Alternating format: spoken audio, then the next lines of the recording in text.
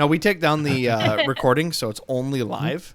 So it's basically people get to like live studio audience, and then we take the recording and edit and B-roll. So no pressure. Yeah, so if you screw up and say something really bad, it's just your word against theirs. Yeah, like that whole Nazi thing. Cocaine Right. thing.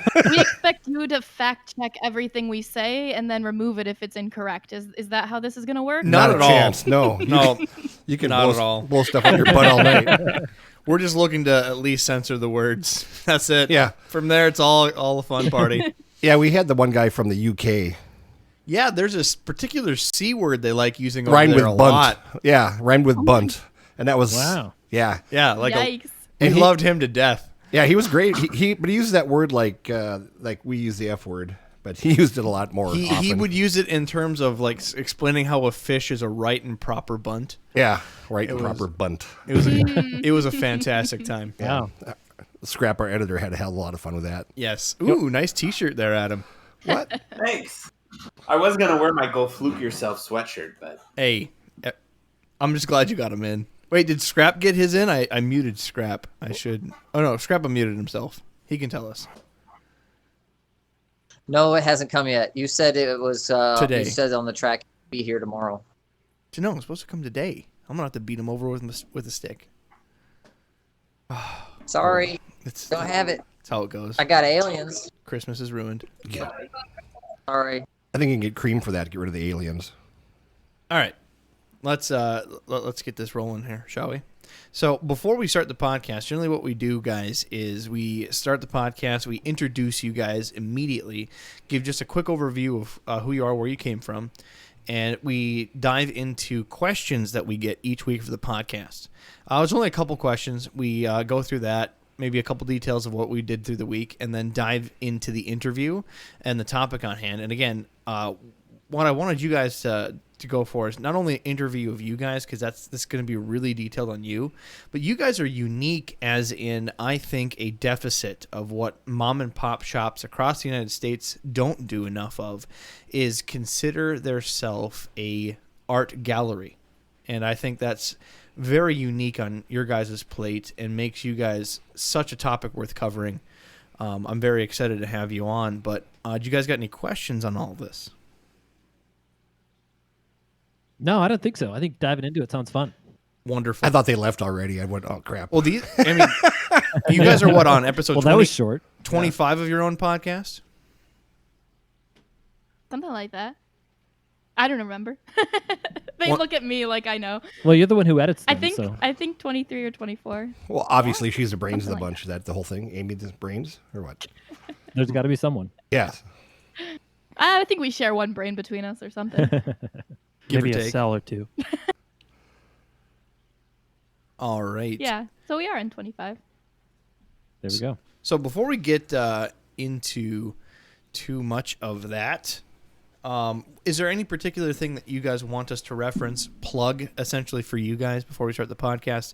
A particular website or something going on that's time sensitive? Nothing time sensitive, just our podcast and our YouTube channel as well, I think are going to be the main focus.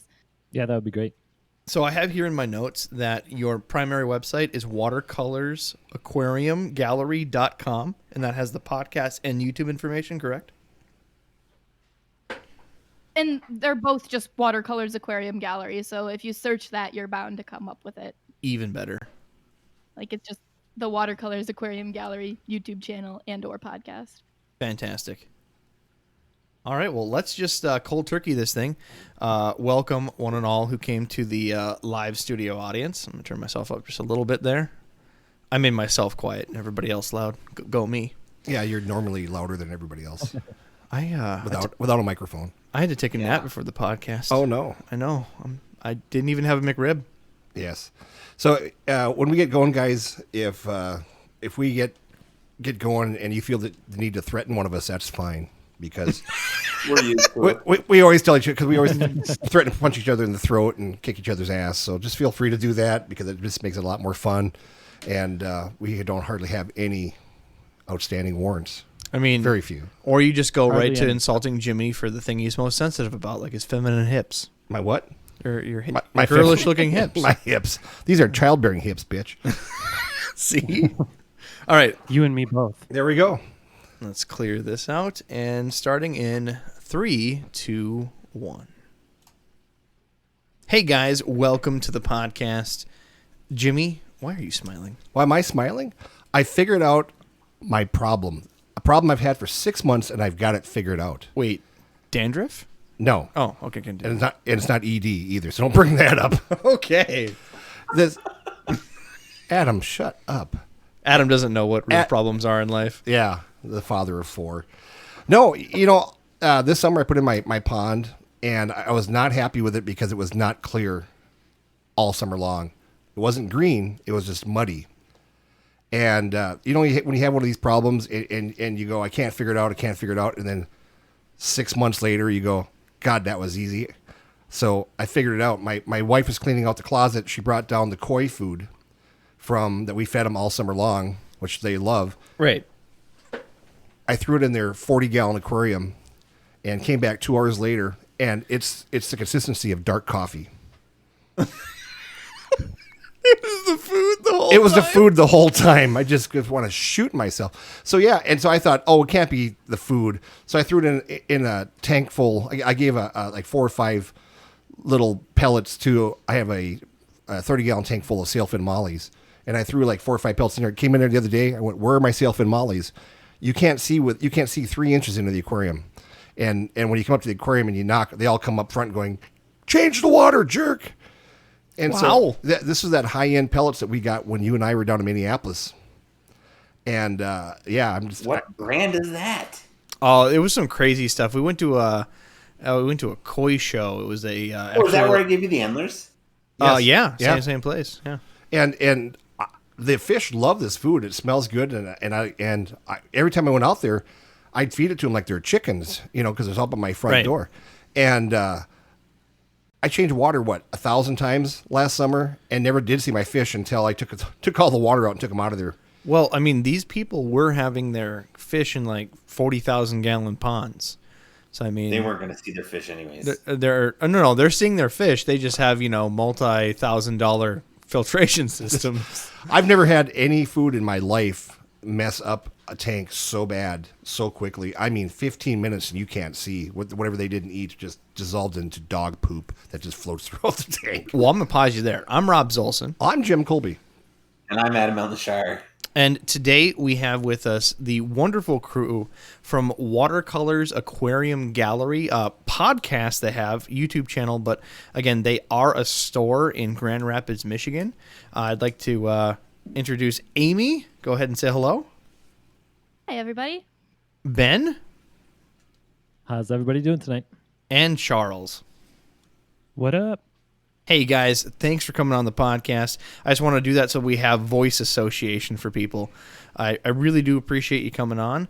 And today's subject is going to be essentially their store. Love talking about ourselves, so it's great. It's gonna be a party for sure.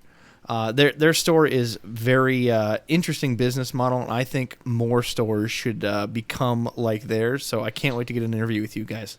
So we're going to steal all their good ideas and start a store? I mean, not steal all the good ideas. We're just gonna up the game, raise the bar. Yeah. You know what I mean? And then Go for it, guys. We're here to share. It's All right. an open field. If you can pull it off, go for it. Right. Yep, Absolutely. The more They- stores like us, the more stores like us there can be. See, they know how much work it takes, and they're like, "Psh, "Bring it." Go ahead. Yeah, Yeah, listen to our I- quarantine episode if you want to hear how much work it takes. There you I'm not go. doing that again. And then if you guys want to give us your social security numbers are in the air too, that'd No. be great. Yeah, Hey, I got to get financing somewhere for this new store. So Sure. Well, okay, Jimmy. Yes. You had a quote unquote crappy week because of food. We have a lot of responses back from the McRib jokes, and they're just concerned on how much weight you've gained over the season. oh, they can all suck it. All right, so I'm let's. curious as to how much weight the fish gained. Yes, right. Yeah, the McRib came back in December, and my record before was 4. Before I felt sick, not like 4 in one day, like 4 days in a row of eating McRibs. Thinking about it. Yeah. And I made it three. So I must be getting older. I only made it 3 days this time before I had bathroom issues. I think Issues. issues in the bathroom, yeah. Yeah. And it wasn't. Aw. Yeah, we're just proud of you, Jimmy. That's all. Yeah, From a McRib. That's shocking. we're not even sure what's in a McRib, and There are better ways to make yourself sick. You know that, right? tequila is one of my favorites. And At least you'd have fun. yeah, well, the last time I had the tequila virus, and that we're gonna blame It Scrap. was this summer. Yeah, it was the summer. Yeah. Scrap came up from Ohio, our editor, and our friend Dab, and we had a little bit of a party in my basement, but we were all 6 feet away. Yeah, you quarantined yourself due to the tequila virus. You said the next day. It was about a day and a half, yeah. Nice. All right, so for questions, we have, hello, I am a senior in high school. I recently started listening to your guys' podcast. I have a 12 to 13-inch ghost knife fish that is outgrowing my 80-gallon tank. I really want to make sure he has got a good home and wondering where you guys suggest to look or if you guys might be interested in him. I'm based in Los Angeles. Thank you so much for answering my question. Well, number one, start with your local fish community. You can post and make sure that someone has something that, hey, I have this fish to give away, see how that works. You can bring it to a lot of local pet stores. They have, I wouldn't say all of them, but a good majority would have at least a couple different areas to keep them, or at least connections of where that fish could go to at that large size. Those by far are the best places to start with. Otherwise, if you really can't find something, you can contact Ohio Fish Rescue. Those guys are nuts. I mean, you are in Los Angeles, yes, but maybe someone can donate some money to ship it to Ohio. Regardless, they're connected with people. I mean, if they get someone in Minnesota, they call us. If they get someone in another state, they got people there. So they have quite the network. Yeah, if you can get a hold of All of that. what's that, Adam? No, go ahead, Jim. I was just gonna say, if you get a hold of Rich and Josh, they travel the nation, really. I mean, they travel all over the place, and you never know. They might be in the LA area. You don't know. Hey, I mean, if you want to see something really cool, go on their YouTube and watch him go over to Shaq's house. Shaq, the basketball player, yes, and put in his fish in his pond. That was pretty cool. a lot of fun. Well, I was thinking if you throw a ghost knife in their pool, that indoor pool, that'd be really cool. I wonder how big it would get then. Yeah, that would be quite the size. For those that don't know, they have converted an indoor pool into a massive predator pond, and they have all kinds of stuff there from massive peacock bass, stingrays. They have about a 5-foot arapaima. That sounds amazing. Oh, it's a lot of It's fun. a crazy setup. Yeah. Have you seen their stuff before? No, I haven't. It's really amazing. They do some good work. Yeah, All they're those big fish that need homes. great guys. Rob was there probably 6-9 months ago. Well, when I was there, they're like, "Hey, we should do some content," because they're always, pushing content out to their YouTube channel. And I'm like, I don't want to do the same old like everyone else. Let's do fish enrichment. So what they didn't realize is I stole Josh's rod and reel, put a bobber at the end, no hook, and then just cast it across the predator pond. And sure enough, I was able to get like the bass to jump out of the water catching it. Oh, that's fun. It was a lot of fun. We even had alligator gar hitting it, all kinds of fun. You should have went skinny dipping. I did. I swam with them. Were you naked? I mean, I'd make sure to tuck some tidbits in and make sure nothing was there as a food. So it was a lot of fun though. Okay, go check those guys out. But again, local pet store, check your fish groups, even aquarium clubs would help you out. Now, next question from Ryan. Hello, aquarium guys. Hope Jimmy is still didgeridooing. Haven't heard that stuff in a long time. Craving it. It hasn't been requested yet, but would you guys be able to do a episode on geophagic species and something else amazing, maybe even mantis shrimp? Wow. And Rob's, are you too big to ride roller coasters? Figured Jim and Adam could bug you to encourage you to stop eating all those McRibs of Jim's. Peace, guys. Still loving the podcast. Been a fan since episode 4. Wow, it took that long, huh? I love how you're the McRib guy, and yet I'm too fat to fit into a You roller are too coaster. fat. I can't even ride them, so You can't ride Rob? I think you and I both could ride Rob. No, Adam says he looks like a terrorist, so they won't let him. I can't ride roller coasters. And why is that? Because you're a pussy? Motion sickness. Motion sick. Huh. I'm not warning you. That's part of the roller coaster. Yeah. Yeah, no. Emotion. I can't even like see a merry-go-round spin. What? Then I just I get like I want to puke. And yet you drink. Don't feel bad. I'm the same way. Yeah, I know. I can go like the whole fast roller coaster. I can't do spinny shit. I can do the roller coasters. We did Universal and all the big ones. The ones down in Tampa. Which one was that? But anyway, You tried to get me to go on the one with SeaWorld, and that was not kosher. that was Shamu. I was trying to get you to ride. Dumbass. We have pictures of that. We rode Shamu, remember? I can ride roller coasters, but where I have the anxiety is when you're going up, click, click, click, click, click, click to the top. That's when I have the anxiety. Oh. Once I'm rolling down, I'm fine. But if you want to see some great pictures, we rode the Tower of Terror in the Walt Disney World. Oh, hell no. And I had to apologize to everybody we rode on because I said the F-bomb about 3,000 times because I was just scared to death. And we've got some great pictures that we got from Disney of me, I think, soiling myself, actually, what I was doing. So how was the wild thing at Valley Fair? The wild thing's easy. That was Is easy. it? Yeah. Tower of Terror. Tower of Terror, yeah. That's a little bit, for me anyway, it was not good. I'll have to ask for the video. Yeah. Maybe we can put it on the podcast Jen- as a bonus. Jen's got it. Excellent. All right. I think that catches us up for at least for a couple questions this week. Guys, just a bit of a note. What we're trying to do is we started the podcast and we did each episode evergreen to a topic, and you guys heard us do tangents. Well, you guys wanted an episode of nothing but tangents, so we did story time, and that's been like our most demanded episodes that you've asked for. So we just finished story time 3 not too long back. We want to do Storytime 4, but we want to do it a little bit differently. So what we're asking is that you submit to the podcast your stories. And what we want to do is select through the best of stories, and whoever, gets our fan favorites, we're going to send a prize to. Adam gets to pick one, Jim gets to pick one, and I get to pick one. Whatever stories we feel are most deserving, we'll send you some prizes. So certainly go to Aquarium Guys Podcast. On the bottom of the website, you will find our contact information. It'll have an email address, phone number to leave a voicemail. We'd love you to tell us your stories. Also a text message. So send us your stories, whatever format you want. Video, if you want to send us just text and you wrote it out. However, we just want to hear the goofy things that have happened to you in this aquarium hobby. And the grand prize will be a bag of clown puke. No. We could do that. No. I still got like 80-year-old mixed clown puke from a closed down fish store. There we go. I'm so triggered right now. Oh, for you watercolor people, right? We know clown puke here. Oh yes, but We're do you know how to intimately use it? familiar with it? If you have your friend, right, and you want to prank him, you just grab one little pinch of clown puke and throw it in his scape, and just see what happens. Just one pinch. Or I could give you some of this koi That's a good food. way to lose a friend. I was like, that's not a prank. That's an ending of a relationship. That's how you get cut off from my life forever.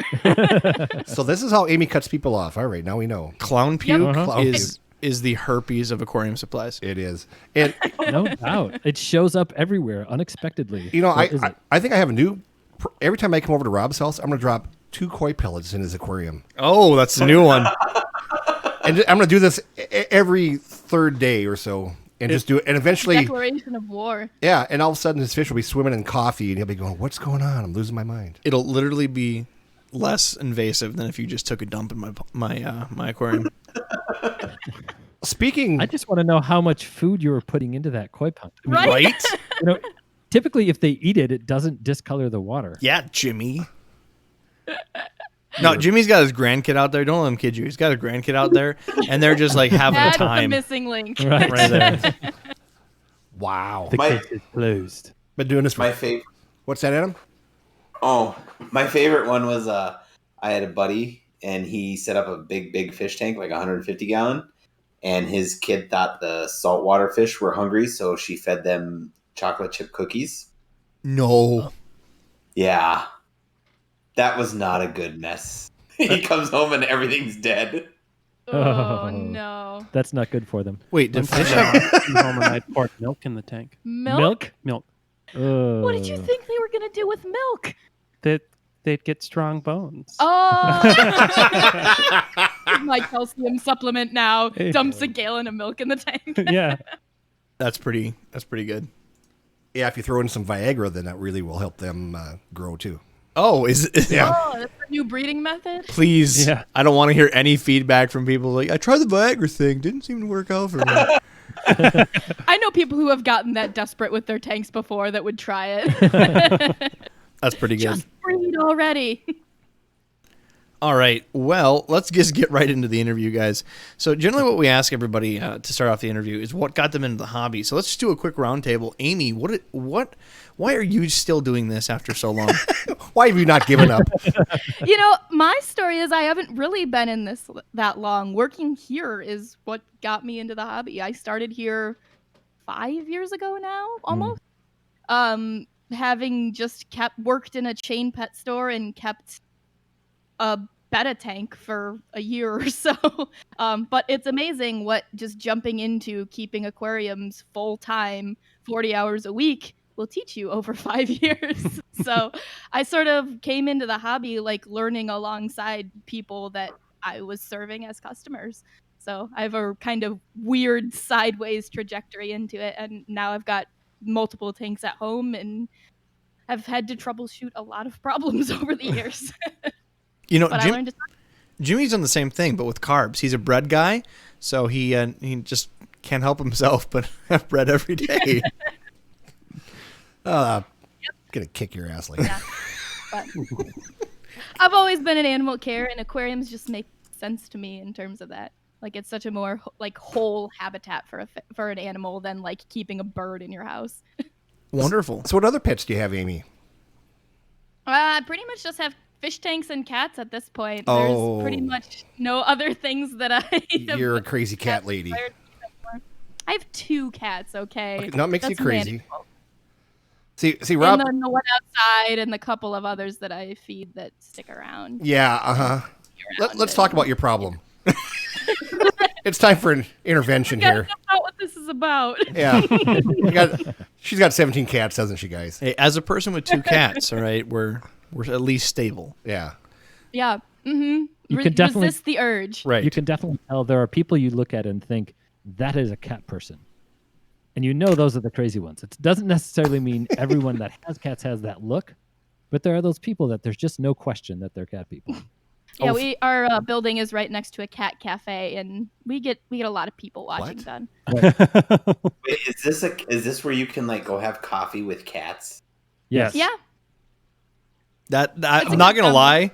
I would pay $9 for a coffee to sit down with strangers' cats that I don't have to clean their litter box of. Oh, so you're gonna go try to pick up somebody else's cat at the bar. My cats are worse. Their Yeah. cats are great. That Like, how do they I've been keep the there hair from getting in the coffee? I don't care. I still drink it. I just think other people's cats are the best kinds of cats. Yes, they're the best. Just like children. just like children, is it right? Just like children. Yep, exactly. I don't The- say that about everybody's everything, though. I love other people's dogs, but man, you gotta wake up at 1 a.m. to take them out one time, and I'm like, maybe not. See, Jimmy. Ben, how about you? What got you into the hobby? That was a long time ago, guys. So probably clown killifish got me into the hobby. In 5th or 6th grade, a library book that had a picture of a clown killifish, and I thought it was cool. And so I went to go try to find them, and trying to find clown killifish in the early 80s in a pet store was not really an option. But that got me going into a bunch of aquarium stores and ended up with a fish tank. Wonderful. Just a random 82. picture. Yeah. Well, I was looking at a fish book because I was the geek who was in the corner looking at animal books. Well, sure. Yeah. But I mean, you just find that one that resonates with you, and you just know what you got to have. National Geographic is And mine. it's still my all-time favorite fish, and I still have some. You know, I didn't even know that joke until the other day when my mom dropped off a bunch of magazines, and sure enough, the naked stereotypes were in there, Jimmy. So When I, you weren't lying. when I was in high school in the 1800s, the National Geographic would come in, and the librarian would go through it first and tear out pages. Oh, would she now? Yeah, we'd dig them out of the garbage. Sneaky. Well, how about you, Charles? What got you into this wonderful hobby? My mom and all of her friends kept tanks, and I've always had an interest in marine biology, and it just stuck. There we go. What we call the Charles is a true lifer. what we call the traditional lifer right there gets stuck in by mom or grandma, and Yep. you're just stuck forever. Yeah. Just depends on how many enablers you have around you when you're a kid. Let's just say that all my role models had tanks. Some people get a 2-pack a day addiction. Yeah. The rest of us just have to get feeder guppies, right, Adam? They're Hey, endlers. I had a clown puke tank when I was that age. Does that count? I definitely had the red gravel tank for a while. I had blue. I think all of us did though as kids, right? No, I still got a Yeah, blue. know. kids are dumb. Hey, I just set up a clown puke tank literally this week. I have a 10-gallon, 48-inch long tank that I put clown puke across just for Jimmy. Oh, so you decided to ruin that tank for him. That's nice. Absolutely. Well, it's a fun story. A friend of mine, like I mentioned, that 80-year-old gravel, he got a bunch of tanks, and I went to West Virginia to set up a recirculating system, and it was a closing down store that was open for like 80 years, and they collected all of their gravel, mixed it together, and then sold it in bags that literally they didn't label as clown puke, but something close. And it's, if you look into it, every piece is something different. It's incredible. They got like cat eye marbles and all kinds of crazy stuff in it. That's almost impressive. It's like, well, you guys are fast food guys. It's swamp water, right? It's where you go to the machine and you just put every soda in your cup. Right. That's, what do they I call have that? never The done that. kamikaze soda? We always called it swamp water. Swamp water. I like that better. Well, guys, I want to talk to you more about your guys' shop. You guys have Watercolors Aquarium Gallery. Now, just the name intrigued me immediately, because what I've been trying to research is I'm trying to figure out a podcast where we can talk and get a good example of why keeping your pet store a destination store is important. And as I'm doing this research, trying to go through, hundreds of different pet stores, I come across you guys and see this aquarium gallery, and it takes me a bit off guard because you always are used to the pet store. Generally, selling products is always the goal, and that certainly doesn't seem to be different from your store. However, you guys advertise yours as the destination hub, as almost an art gallery. When did this business start? Where did the idea come from? We are on our 6th year. Yeah, our 6th year. I ran a service company for, I don't know, like 8-10 years before that. And it was just kind of something that was missing. Takashi Amano was certainly a major inspiration for it. But that idea that for an aquarium to be not just a glass box to keep things alive in, but a living, breathing work of art. You guys just sat down one day and like, Cool. I want to do it differently, and you wanted to make it artwork. Yeah. So And more than just a glass box. more than just a glass box, you wanted to make an impression, a scene, like recreate the feeling that you do with fish. But for anybody that just walks in, just to be like, wow. If somebody doesn't say wow when they walk in, I feel like we're doing something wrong. Wonderful. So 6 years, and did you do this alone? Never alone. I mean, it takes a team to build a place like this. Oh, for sure. But again, you were the visionary. You started up. You started hiring employees, and now we're here. Yeah. Yep. Now we're here. Fantastic. Yep. So explain to me, again, this is a podcast, so we don't have a ton of visuals, but explain to me what makes your store different.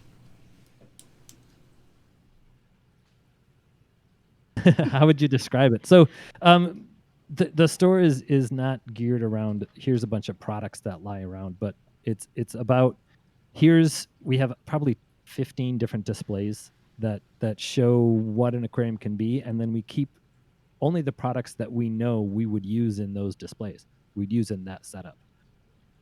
We have our stands are not stock, marine land stands, although we do have those sometimes. But our stands are made by a local woodworker who's more of an artist than just a furniture builder.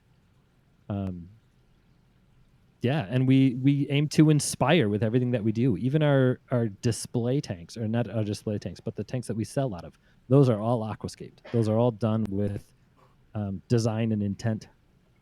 I like to tell people that our retail space are exhibits that they can take home if they want to. Yeah.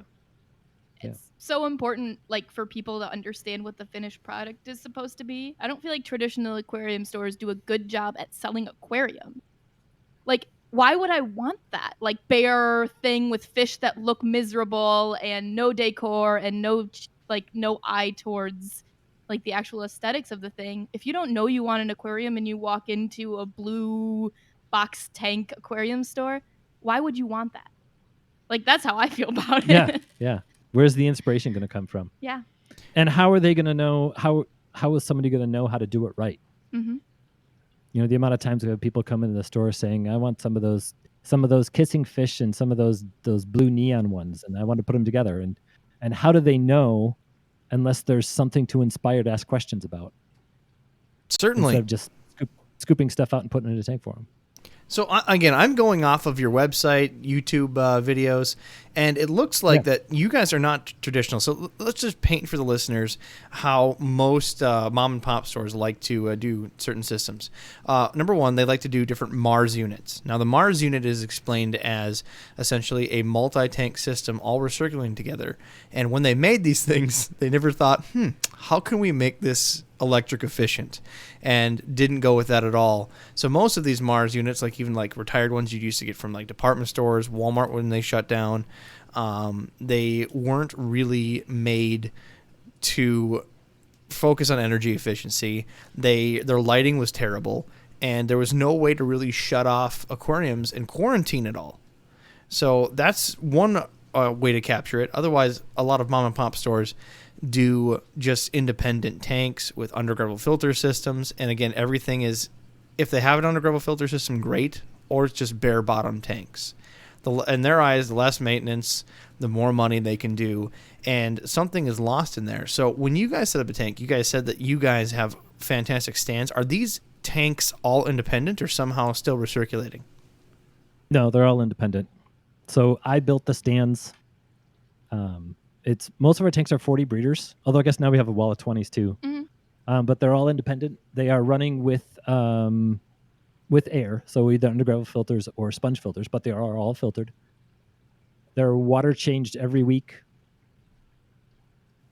Yeah. So yeah, independent. That's the we short answer. spend way too much time and energy quarantining every single fish to put them in connected systems and get them all sick again. Right. Oh, for sure. So we take the philosophy that if you can do it in mass and you can do it as cheaply as possible and have 20, 30, sometimes 40% loss, or you can spend a whole bunch of money and a whole bunch of time making sure that absolutely every single fish that goes out is perfect and have 2 or 3% loss. So, and that money seems to be a wash. Explain that idea, because again, going in these pet stores, they refer to this as shrink. It's common to hear in grocery stores, especially if you work in a meat market. There's always shrink that they acquire for. So if you buy something at $2 a pound, they sell it to you for $8 a pound. They're understanding that they're not making that full gap, that some of it is cut and lost to shrink, either going expiring for expiration date, cut off because it's chunky pieces that they still had to pay the weight for. And they just equate 20% of everything is going to be gone, and we have to make up for that difference and either jack up prices or keep our costs low overall. So you guys take that whole approach a bit differently, and you even mentioned check out your quarantine episode. What does that look like for your business? So every saltwater fish goes through a full 4-week quarantine process. 4 weeks? 4 weeks. I just want to make sure I heard that correctly. Four total weeks. I don't even quarantine for COVID for that. Properly. Yeah, so I'm the one that runs the quarantine department. That gives me the ability to run them through a cycle of hyposaline and 2 cycles of copper treatment. Okay, I need a tea time here. There's a quarantine department. Did I get that right? Yeah, the basement. Yeah, so the store is 2,400 square feet of retail, and the basement is the same size. And there's about 4 Wow. times as many tanks in the basement as there are upstairs. And 80% of the space down there is devoted to quarantine. So it's basically half of our business space is devoted to keeping fish healthy. Yeah. I was glad you used the word shrink because we try to approach it from these are live animals. And to use the word shrink means that we are allowing a certain amount of expendability with these live creatures we're taking the responsibility to take care of. So That's literally the we don't like the vernacular word they use. shrink. Yeah, Yeah. there's no such thing as an acceptable loss for livestock. Right. Not that we don't lose some. It does happen, of course. But we've always, every single saltwater fish that we lose, we sit down and have a little talk about what did we do? How did we fail? And we keep data on what we have successes with and what we don't, and what does and doesn't work for individual species. Yeah, I think I have like up to 3 years of lost data at this point of like every saltwater fish we've lost in the last 3 years is a data point in our system. Right. Now, is that open to Patreon subscribers for your YouTube channel? The data. So our quarantine episode, actually, when we did our podcast, was a decision that, we spent 4 years, and I don't even want to talk about how much money we spent developing a quarantine process that works in batches. And we had the decision about, are we going to make that public or not? Because it was a substantial investment. And the decision was, yes, make it public. Make it public. Yeah. So make it public. So if you would like detailed information on how to properly quarantine a batch of saltwater fish so that your losses are run at about 4%, I will send you literally the detailed information on how to do it. I mean, Gladly and eagerly. I am all ears for that information. That is Yeah. golden. It's an hour and a half podcast, so we can't get into too much of it here. But Oh, I know we gotta Yeah. be precious of your time, but that is golden information that people don't know they can reach out for. So again, Exactly. I interrupted the process because I heard the word quarantine department and my head exploded. So forgive me on that one. So let's go ahead and continue through. A fish comes in. You said salt water. They go through a copper treatment. What was that again? Copper treatment and hyposaline. That means low salinity. And It's great for getting rid of flukes. Yeah. So the two main issues that we were trying to solve, of course, everybody knows that ick is number one. Right? number one, bar none.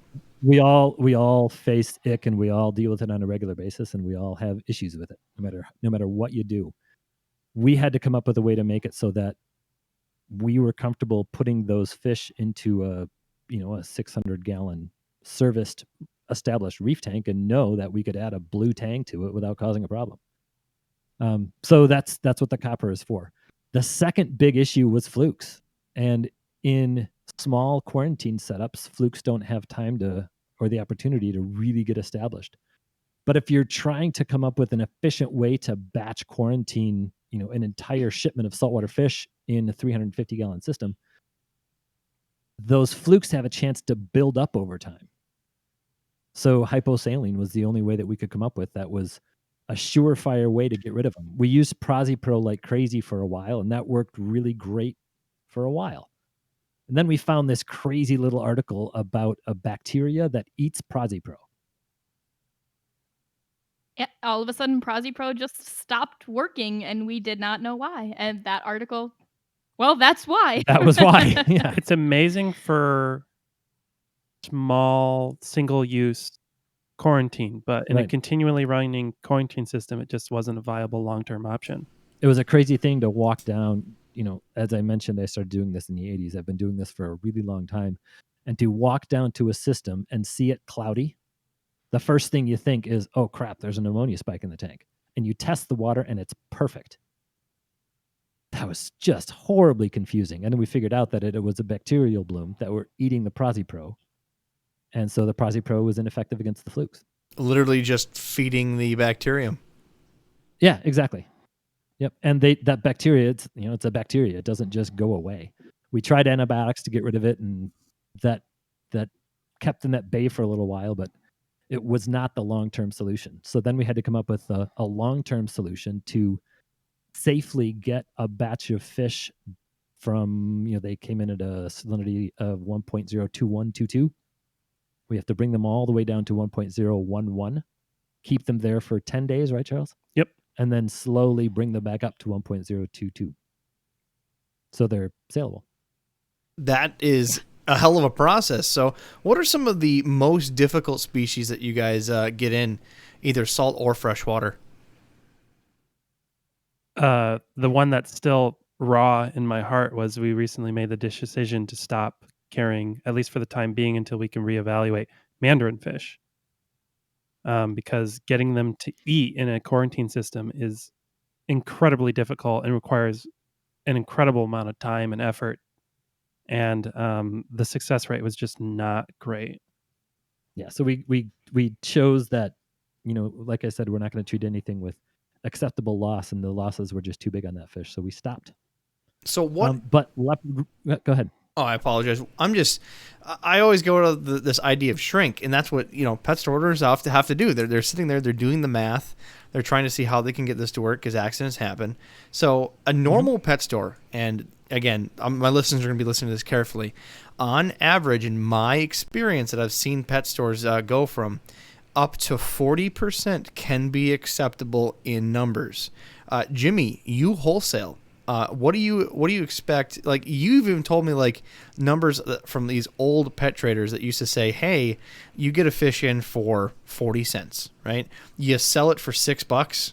How many fish does it take to make sure your bag breaks even is the goal? And that's like, I guess it makes sense, but it hurts your brain, and there's your acceptable shrink. So, compared to like a 40% store, which that's still not great, mind you, that's just what they're doing to cover their rear. What type of failure rates do you guys get?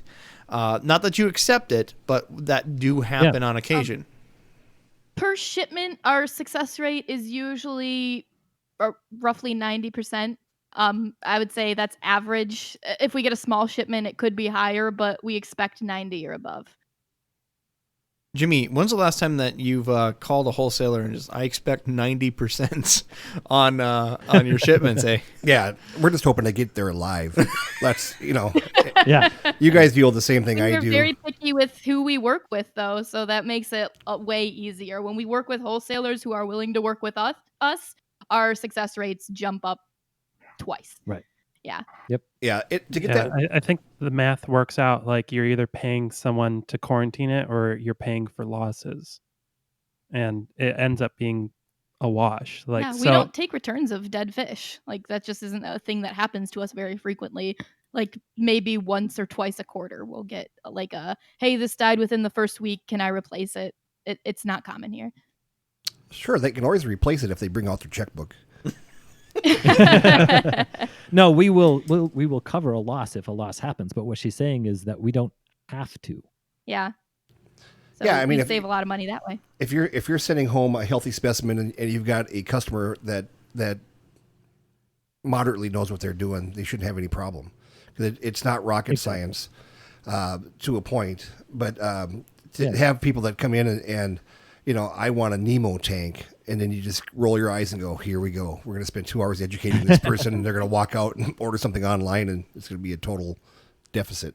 I love conversations like that, though, because these are people, those are the lifeblood of the hobby. We need new hobbyists coming in.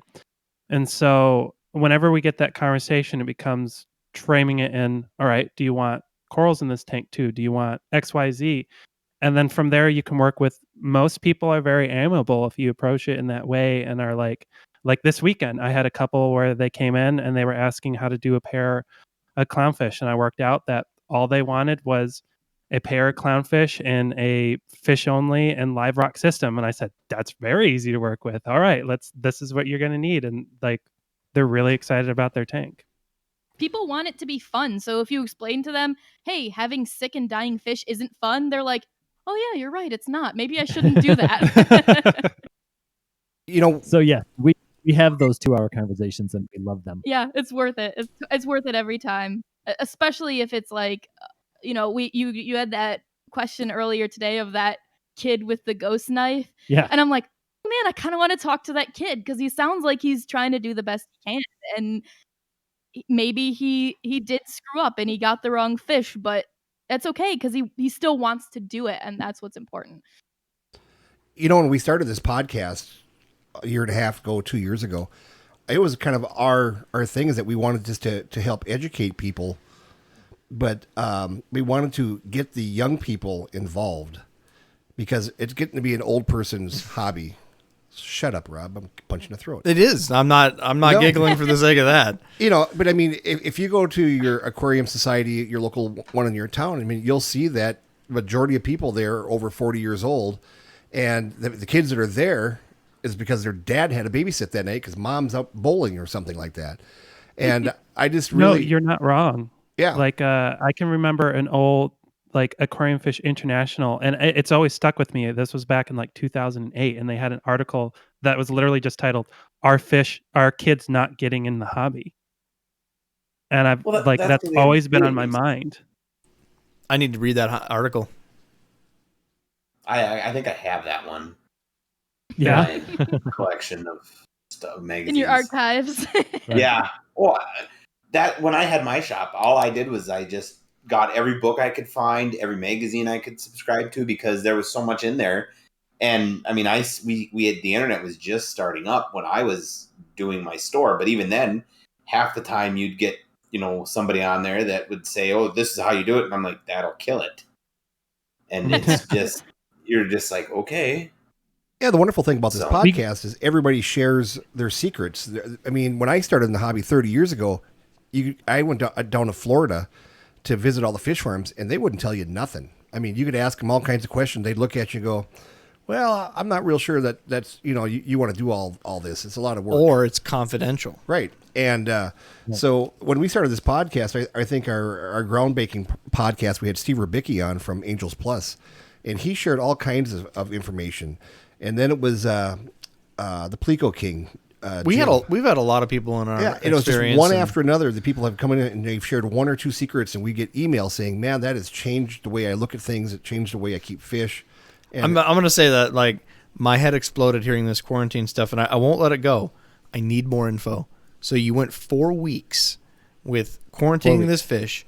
You go through a rigorous process of low salinity, copper treatments. Then the fish is A-OK. Do you guys do things in batches, whereas you have a completely empty tank, you move those up to the empty tank, or is it completely kosher after 4 weeks in your mind to add those fish to an existing tank up in the sales floor? We add them up to an existing tank up in the sale floor. Should be mathematically impossible at that point for them to have any sort of parasite. And by that time, we would expect that any other issues like bacterial infections or something like that would present themselves. 4 weeks is a long time. You usually see pretty much everything. And it's very precise levels of copper. And there's all these fish that we have read about that people say, "Oh, that fish just can't survive copper." Like flame angels are a classic one, and leopard wrasses that they just, the copper is just too hard on them. And what we figured out is there's a level of copper that isn't too hard on them that is still therapeutic. I have a pair of leopard wrasses coming out of quarantine in a week. And they're solid. They're eating pellet Yeah. food. I love it. Just don't do it with your seahorses. Yeah. Right. Yeah. Yeah, seahorses You're are an ass, definitely Rob. one of the few exceptions. There are definitely a couple of notable exceptions, but seahorses are always going to be in a separate system anyway, so they're functionally quarantined just by keeping them by themselves. And I do have a small selection of like what we call hospital tanks here for special cases or something like that, where it's like, all right, I got to treat it differently. Yeah. Nothing doesn't get quarantined though. But we definitely figured out there are those fish that people say you shouldn't put through that kind of process, and we just Yeah. realized they were wrong. Yeah. Was Yeah. it Seachem that led us in the direction of like the type of copper we use? Seachem, yeah. Yeah. We worked with someone from Seachem on like nailing down, okay, what is the best way to precisely dose and test copper? Because copper test kits are trash for the most part. Like they're impossible Yeah. to read. Copper's impossible to dose. And when you're aiming for like, you can't be 0.05 off. You have to be like exact. That's not good enough. So we definitely had to bring in some experts on like exactly how to test and dose copper in order to really like, hey, what is the issue with copper? Is it that we don't know how to test it, or is it that it's dangerous? And we found out we didn't know how to test it, and now we do. So the Hanna digital checkers. That's Yeah. the test. Mm-hmm. Which this is my way of bringing back. I want to bring it back around to sharing information, Yeah. Yeah. because I think the hobby has reached a crossroad where it's like it's very important for everyone to be sharing the information they have, because the way with places like Hawaii are going, like if don't even if get that started on if that that. information's not available, we're going to lose the hobby. Right. What was your guys' problem with your Mandarin gobies? Getting them to eat. Do you want me to tell you the trick that I did when I had my Yeah. shop? Well, this is share Yeah. time, Adam. McRibs, right? McRibs. Okay, Yeah. no. It's not McRibs. So whenever I'd get Mandarin gobies in, here's what I did. I found out that a lot of the times they're sprayed with cyanide, even though they say they're not. Right. And so what I did is I took a 20-gallon long and I had it set up for salt water, completely bare bottomed. I know it's nothing in it, just bare bottomed, nothing in it. Then I would take methylene blue and make it so dark methylene blue in there that you could almost not even see in it with the salt water. And then I just do daily water changes, and I would I'd make it a little bit lighter every time. I'd take out maybe like 5-10 gallons of water out of that. And then I would throw in frozen mysis shrimp and frozen brine shrimp. And that, you know how Mandarin gobies are always picking at the bottom? Because they're like a scooter blendy, so they're just always picking at the bottom. Eventually, they would just pick something up and eat it. And even the littlest, tiniest bit of food, and they would eat at it. And then they'd like, oh, that's food. But the methylene blue removes the cyanide out of their system. And I would get mated pairs. Like, I would bring them in all the time. I'd have people come in from the cities 4.5 hours away from my Mandarin gobies. But if your Mandarin gobies, the bellies are sunk in to the point where, like the sides, I don't know how to explain it. The sides are touching. I know You're this. almost- Yeah, I know that Yeah. look you're talking about. Yeah. Yeah, that really pinched in look. They're not going to make it. But if they've got just a little bit of a belly on them even, I've been able to get them. I've only had like 3 die out of, I want to say 20, 25 that I did. But All that's what I did. Oh. And I actually found that trick out from somebody else who told me that you just got to methylene blue the shit out of them. Sorry for So my is language. methylene blue supposed to like absorb the cyanide then? Is It that the idea? removes the cyanide out of their system, and then the water changes remove it out of the water. I don't know how it Yeah. works. Yeah. It's It certainly just worth works. trying. Okay. And we've definitely gotten like plenty of individuals through and individuals to eat. It was just that like if it's 1 out of 4 or even if it's 2 out of 4, it wasn't worth it. So that was definitely worth trying. Yeah, we'll give it a shot for sure. I appreciate that. Definitely. You're welcome. Yeah, it was because I like mandarins, and mandarins are hard enough to find as it is.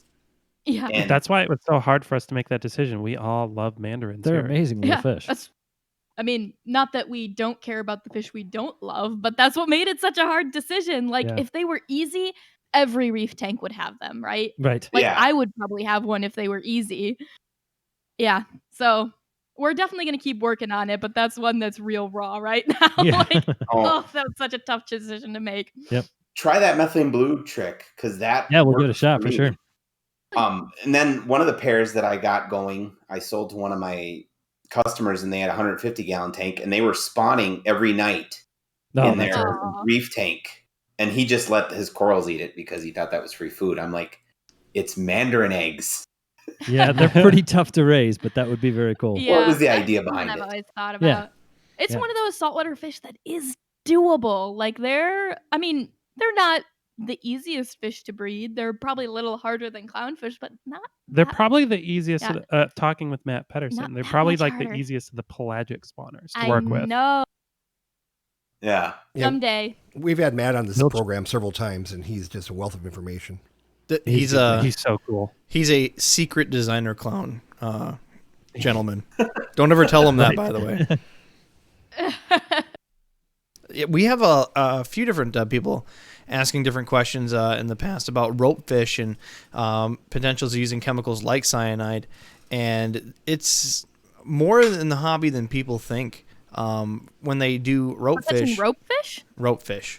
So apparently what they do is they breed these out in different environments, whether it be ponds or otherwise.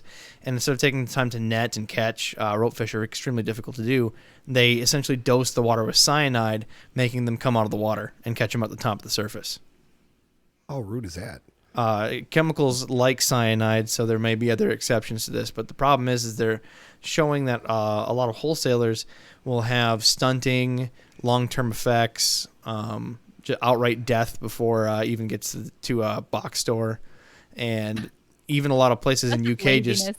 outright stopped doing rope fish because they couldn't find enough reputable suppliers to keep a stream to fill the demand that wasn't being dosed in such a method. It's definitely a fish that I remember seeing on lists commonly years ago, and I don't see them very often anymore. Yeah, they're few and Already far in a between because of freaking that. pond. Just spend an extra hour and catch them. Yeah.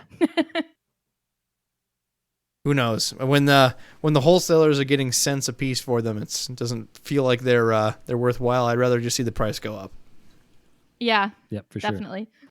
Well, now that we got the dirty out of the way, going more into these systems. So I'm trying to picture myself going into a store again because I'm only seeing the content on your website and the videos. Yeah. So you say that they're individual systems. You guys make the stands, which fantastic, by the way, that you're able to do that. And someone can walk in and say, "Hey, this looks great. Can I just buy this whole stand and system as is, and then you guys will go install it?" Is that correct? Yes. That is the dream. Not only do I walk in, I'm like, I like those fish. I like those corals.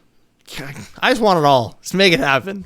That's the For sure. shopper's dream. But there must be tanks in your store that are. You said you had a wall of 20s. Now, is that stacked as an individual rack, or do these all have individualized stands you make for them? No, it's a rack stand that I made. So it's sort of like you'd have in a traditional store that had 20s, but the stand's just a little prettier. It's still a stand that holds 9 20-gallon aquariums, but just a little prettier. I'll try to shoot you guys some pictures when I get a sec. Oh, please. I'll look for some. Yeah. That, and I'm definitely going to redirect. For those that are listening, go to watercolorsaquariumgallery.com. You'll find the information on their podcast, their YouTube channel, and their wonderful store. And they certainly have quite a bit of content on there. But now, do you guys treat normal day-to-day any different than a pet shop? Is it just, here's our open hours, come anytime, ask us questions, and they walk in, they're expecting something different, but instead they're seeing these fully decked out stands everywhere with these immaculate scapes, and then what, product hidden between them? There's a certain dry goods section, although I guess the dry goods sections are a little intermittent. Yeah. So yeah, dry goods kind of intermittent throughout. A little bit thematically spaced, where there's cool lighting. That's where we have the lighting section. And Yeah, it's sort of what Ben was saying before. We don't have as much dry goods selection as your average store. We still carry the stuff you need, but we only carry the versions of it that we know we like. So we don't need to carry every filter in its cartridges. The only hang on the backs we carry are aqua clears because we like them, and the only media that we carry are the media for aqua clears because cartridge filters are trash. So Amen to that. they are interspersed regularly, and it's probably smaller than your average dry goods section, but we're still a fully stocked aquarium store. Today I had a conversation of why our liquid fertilizer section is so limited. And I walked through, well, I was forced to spend 3 months testing Grand Rapids tap water and the effects of different lines of fertilizers in Grand Rapids tap water and what it does to different plants. And from that result, we made the decision, these are the fertilizer lines we're going to carry because these are the ones that coalesce best with the water we're working with here.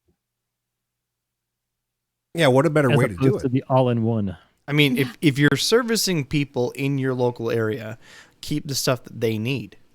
That makes sense. And as far as online sales, what do you guys offer us your fish online, or is it strictly in store? No, just in store. So We'll ship plants now. if you want to see it, you have to go in person. That's the best way of getting You have to people. come in person. Exactly. You got to come visit. Now, Yep. in doing research in your business, because I find this entire concept fascinating, do you guys have, because I see here that you have, it says art inspiration in your gallery, and there's art prizes and apparently what's hinted as an art show. Do you guys keep art on the walls? So we do keep art on the walls, but what you're researching about is actually a big, huge Grand Rapids art thing that the city does every 2 years, Like although an they art did this year. festival. Art festival, yeah, and it's called Art Prize. And we are an Art Prize venue. So during Art Prize season, which is in September, artists come to us and say, "Hey, I want to put something on your wall," and if we like the art, we'll put it on the wall, and then that's publicized throughout the city. And for that 2 or 3 weeks, the entire downtown metropolitan area turns into this giant walking art gallery. And so that will drive additional foot traffic in your store. Wait, including your fish? Is this set up part in that art gallery? Well, I mean, it's so the building is an old building. It was built in 1923, so it's got 14-foot tall ceilings. So we've got our tanks stacked up to, I don't know, the tops of them are probably at the tallest ones at about 6 feet. So that means there's a whole bunch of space above, so we can put art in that space above the tanks. And again, it's sold there, displayed all week, and then is there auctions or is it just for competition? It's a big art competition. It's actually the largest art competition in the world. Largest art competition in the world, and you guys happen to Yes. be an aquarium centerpiece of that. Yes. If I that keep telling him we should submit an aquarium one of these years. I think it would make a great art piece. Yeah, I think we had, so our store, actually, we just moved into this store. The store we had before was like 3 blocks away, and it was 1,200 square feet. And at one point, we had 87 people in 1,200 square feet. It was that's a little tight. I was gonna say that's like Yeah, that's no space. interspaced with all the tanks, by the way. With all Yeah. the tanks and all the art. When we already had about twice as many tanks in that space as like should fit for convenience's Right. sake. So I posted some pictures of the shop in the chat. Just keep in mind that those are not promo pictures. Those are just whatever I had on my phone. So, that's just for our fun people that want to join us on Discord. yeah, at least you can get an idea of what we look like. Wonderful. And what Charles looks like, because he's in one of the pictures. 'Cause Oh, it's no. from one of our upcoming YouTube videos. The majestic hair and beard go together quite well, sir. Oh, Thank the you. curls, yes. Right. So Sorry, I interrupted. no worries. You guys have been doing this now for 6 years. Did you have a store before this, or otherwise? I've heard that some of you have worked in the aquarium hobby in other retail stores. Is that correct? Yes, I started working for a service company in 2006. That guy opened a small retail store. About 2 years later, another guy and I bought him out. That lasted for 5 years, and we split. So we grew a big retail store, had the service company. We split. I took the service company with me and opened Watercolors. Okay, so But- what I'm trying to think of foot traffic, because I've always talked about destination stores, and again, that's what we're going off of here is the destination store and why it pays for them to do it. So we have a wonderful store in our area that we like to pick on called Forest Lake Pets. It's down in southern Minnesota, about 20 minutes north of the metropolitan area. And Okay. that is like what we like to describe as one of our destination stores. And it's mainly due to selection. If you go there, they always have stock on hand. They always have really unique pieces. They're not afraid to get stuff that's unique that no one else has. And they make themselves like every time you stop there, you're going to be impressed by something. It's always different. Even through COVID, Yeah. they're able to somehow squeeze out and maintain a diverse selection. And it really did make every time I go to the cities, we got to stop at Forest Lake. Just, do I need fish? God, no. I have a fish room full of stuff. I wholesale through Jimmy. But, it just inspires you, and you watch your wallet suddenly empty. You just can't help yourself.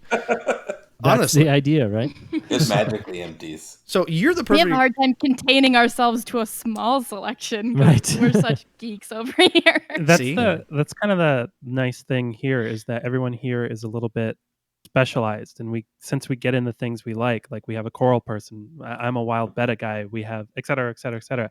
So it allows us to like that mixing pot of different ideas of what's cool. And if you have a staff that's excited about something, you carry whatever that is. Yeah, And if you're Right. excited about something, then you know you're going to sell it the next day. Yeah, Especially if you're exactly. thinking about taking it home. There's no morning meetings of like, hey guys, we got some white skirt tetras that no one wants to sell, but you have to sell them. And Yeah, no. I don't know that we've ever had white skirt Tetris. Not As if I could trade-in. help it. hey, if you do, you gotta do Why it would for you us go and take a with the picture. White skirt tetra when there's like 100 undescribed Hyphosabricons you could order. I mean, come on. See, you're already underselling the product I just bought. Oops. No. So you were in this position where, again, you've had a store in the past. What was traffic like? So after you've established yourself, you're doing this now for 6 years on this watercolors model. What does traffic look like for you as comparison to a traditional store to the gallery that you're doing now, the destination location? Good. I mean, we It's- we can. I feel do like it you're a all. numbers guy. It's always growing. So I mentioned I work in the quarantine department, and most of my work is downstairs. But I'm the only manager. So the thing that has become, as the company has grown, that has become much more apparent to me is how much less time I have downstairs. Yeah. We have a service company, and that's been bread and butter to allow us to do things our way. And when you do things our way, and what we of course would cockily say the right way, then you God, You- we're snobs. we, we kind of are. Hey, Yeah, this is I'm the willing time to where you accept guys get to that. toot your own horn. We're giving you the platform to do this. Right. Yeah. And so if we're doing it right, and that becomes viral, that people catch on to that and want more of that. And it grows by itself. Confidence is contagious. Yeah. So I we had someone come in over the weekend because they read a review that we wouldn't sell people a Pleco into a bowl. Yes. Yeah. Our bad reviews are our best advertising. We love bad reviews. So again, I have plenty of people that are starting new stores, thinking about doing on stores. Maybe they want to convert that online hobby into something local that they do a couple days a week, and they're trying to listen in. They talk to these mom and pop shops, and they want numbers. So I hate to do this to you, but what would you say is a difference between your store and a competitor's, or what you guys used to do as far as traffic? Is it 20% more, 15% more? So the store that I used to have was 4,200 square feet. It was just this massive behemoth, and we had everything from, red gravel to white skirt tetras and all of it. And we're specialized now, so our numbers are of course less than they were. We're only at 2,400 square feet instead of 4,400. So at half the size, going with a percentage of traffic or percentage of amount of people, it's hard to quantify that. Well, I think the way to but- quantify it is you just stated it there. You were double the amount of square feet. You had more stock options. And now you have a quarantine department that you can afford. Clearly, even with the less selection, which automatically equals less traffic in most people's minds, your people walking in and consumption rate of your product is clearly up, or at least the overall buy rate is higher. That's fair to say enough, right?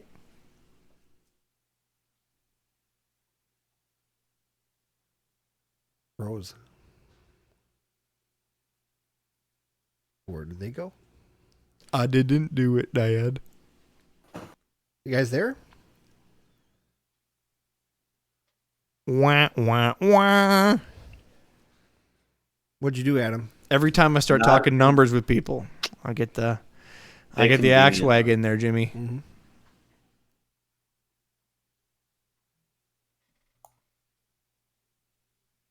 Oh.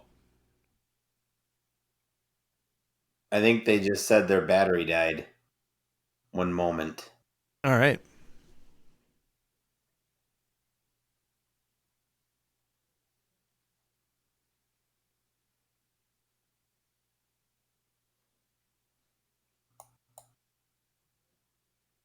Yes, battery died. One moment, please.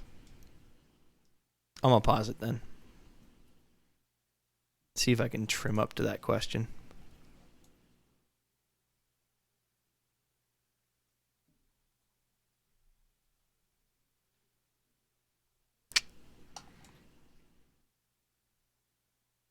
what Mr. Pickles has up there. Far right. What's he got? Just read it. It's on the far right. I despise pedophiles. Well, I'm glad he took such a hard stance on such an easy subject. Did somebody get raped? At Sorry the... about that little technical interruption there, guys. Hey, Somebody you tripped over know, the power cord. Yeah, we're going, God, we offended him already. Oops. I thought we were pretty well behaved. So far. You guys are doing just fine. Yeah, no, it's a little technical difficulty on our end. be like, no, they're asking about numbers. Run. All right, let me know when you guys are ready. I'm not a numbers guy. Oh, tea. But I'm not what we recording are yet. is Tea customer- time. Oh, What? he's not recording yet. He said. He, Oh, we sorry. stopped. We didn't know how long it was going to be. Sorry about that. We're trying to save the tape. I see a pizza slice. The tape. That's an old guy joke. You guys ready? Yep. All right. In 3, I'm gonna repeat that last question for you guys to play, and then I'll have you answer when I hit record.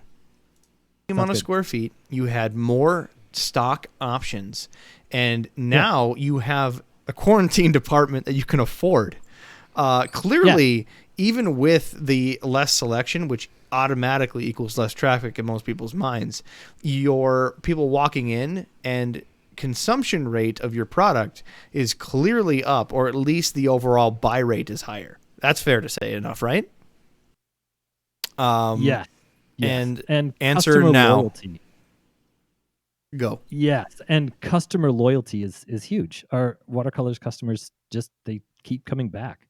They don't want to buy their stuff somewhere else. As soon as you get that, well, if you ever have had ick in a tank, which who hasn't, and you can go somewhere and buy stuff and know you're not going to have to worry about that, it makes you pretty loyal.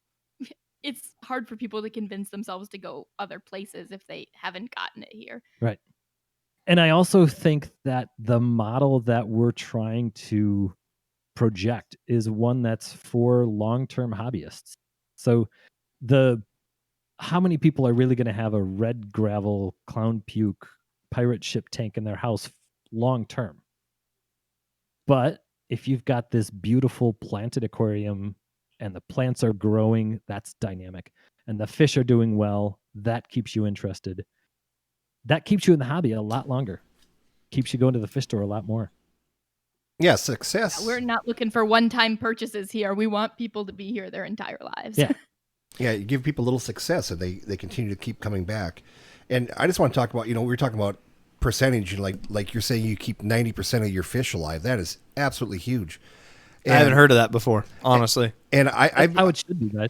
Yeah, I've been in the business for a long time, and people always talk about, I marked this up 30%, I marked this up 40%, but 30% of 50 cents versus 30% of $12 is a huge difference, and we call it penny profit.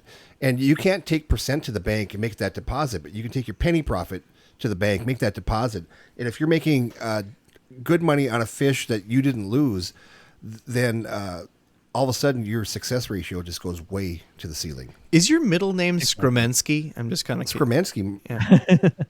I am Scrooge McDuck. Oh, okay. Good to know. Ah, I mean, it's But it seems like the math doesn't add up because our markup isn't significantly higher than standard industry markup. We run the same amount of staff as I'd say most stores do, although they're more dedicated. Yeah. If you don't kill 40% of your inventory, you have 40% more fish to sell. And one of the things I always have to be conscious of is that, since I'm spending weeks with a fish in quarantine, I more or less am thinking ahead of what I'm selling upstairs. Like in my head upstairs, in effect, fish may be there longer or shorter, but I only have quote unquote a week's worth of fish upstairs at a given time, whereas I have 4 weeks of fish downstairs. Yeah. Is it hard to stay ahead of the 8 ball when Christmas comes? Yeah, I mean, you've got all of a sudden you have a run on a particular fish because aquarium fish hobbyists or Amazonists run a article on it, and all of a sudden that demand goes way up. Does that just frustrate you guys at night when you're laying in bed thinking all of a sudden we're gonna have such a run on these fish and I've only got a week's supply? it's that golden frustration, though. It means I'm going to sell a whole bunch more of something that's Yeah. Keeping up with that can be a little frustrating, but the fact that people are going to come in and buy more. There Yeah, was a that's the fun couple of part. months this year where Chili Rasboras had a 3-week lead time, but hey, Yeah. we're the only store in town that can keep them successfully. And sorry, you're gonna have to wait 3 weeks, and plenty of people did. Yeah. Now, do A you lot of people did. do you keep waiting lists, or do you just you Yeah, know, yes, like, we do. so first come And we first also serve, have, take like, your a number in special line. request list. Wonderful. So, like today, I had a call for I would like a blue spotted jawfish, and I said, sure, I'll put it on the list. And when I can get it in, I'll put it through quarantine, and I'll call you when it's ready to go. Yeah, with the knowledge that people know that they're gonna have to wait at least 4 to 6 weeks for that fish, and if it's not gonna kill your entire reef tank, that's probably worth waiting for. And Exactly. a lot of people look at it as and that's the thing that it's like when I first started working here, I was genuinely shocked that people accepted this mindset of that gives me time to get my tank ready for that individual. Right. And that like that openness to that idea was so reassuring. You just expect people to give you a hard time, but like when you explain why we do what we do, there's not as much pushback as you'd think. There are definitely going to be those people who are like, well, fine, I'm going to go down the street to the grocery store. And you're like, great, well, then my fish are safe. I didn't spend a month getting that through quarantine just Yeah. for it to die. You'd start to take it personally when you've kept those fish with you for a while. Well, I'm And gonna it's pick. also Oh, yeah, go ahead. Oop. You first.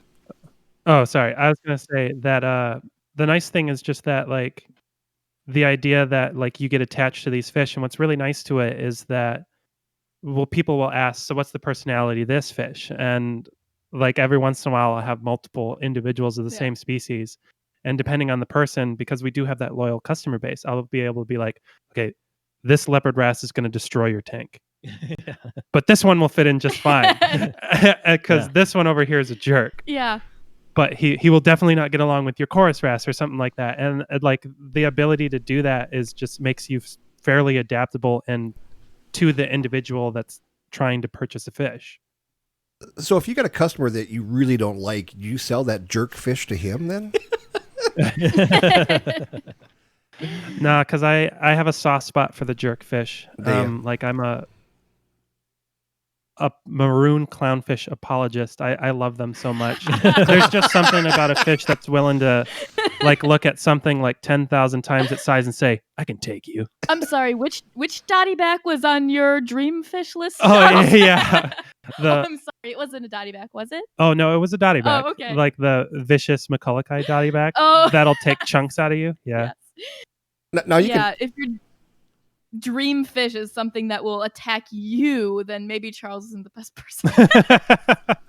Now, do you guys ever go down in the basement and just kind of look around and going, I know Charles has got a tank down here for himself that he's not selling these particular fish. He's got it hidden in a corner. And you go over there and you find all these clownfish and you kind of going, I wonder where they went. That's why we gave him the breeder lab. He's got his corner and he can stay over there. Yep. Yeah. So in our freshwater department, we have a little breeder lab. We have a killifish corner, and every once in a while, something will come in, and I say, you know what? I really want to hold on to that for a while. The most recent example was we got some orange laser cory cats, and I was just like, man, I just really want to work with those for a while. Or the licorice gouramis, which are buried underneath everything else so that no one can find them. And Sounds like you got a problem, I think, there, Charles. We have a number of problems. So No problem if you did it. what I need to do is call you guys tomorrow when your hours are open. Pretend to be a customer and ask, "Hey, can you get me give me some Anableps in? That'd be super." and we'd be like, oh, okay, sure. Tell us about your setup. Right. I'm like, You can't- I you can't have get A us. wading pool a Because- 6-foot kiddie pool with brackish water waiting for him. with some clown puke. All right, we'll get you some Anableps. She As long said as it. you You got heard the it here Walmart first, with ladies and the gentlemen. I would definitely get you some. But you can't really phase us with questions like that because I got what I think was a prank call the other week, which was somebody called me and told me their fish was drowning. And like I didn't even react as if that was something unusual. I just like started troubleshooting it. Like, okay, so what's it doing? What does it look like? What type of fish is it? Did you get it here? And the people just kept going, no, I don't think you understand. My fish is drowning. And I'm like, it might look like that, but that's probably not. I didn't realize until I hung up that these people were screwing with me. Like, it's just, you just take it seriously. Like, I don't know. I just love get the a lot of whole. weird stuff. I just love the whole grabbing the troubleshoot method. It's like Amy at Apple Tech Support. Hello, welcome to Watercolors Tech Support. Is your fish drowning? Hey, Amy, is your refrigerator running? Oh, you better go catch it. Listen, Is it a I had somebody, in Kenmore? all honesty, tell me that they thought they ate their fish while sleepwalking one night. So I do not take anything as a joke anymore. Are you serious? You're gonna have to listen to I'm- our I'm- story time episode. There was definitely some fish eating happening. Yeah, she was 100% serious. She said she dreamt that she ate something disgusting, and the next day her angelfish was gone. Did you ask her if she had bones in her mouth? I didn't know what to say, honestly. I'm like, okay. And she left, and I turned to the coworker that was next to me, and I'm like, oh, wait, did she really just say that she ate her fish? Yeah, a lot of crazy cat people out there. So, quick repeat story from one of our prior Storytime episodes. Which one is this now? I think it was Storytime 1 or 2. I can't Don't remember offend which. anybody. Don't know offending anybody.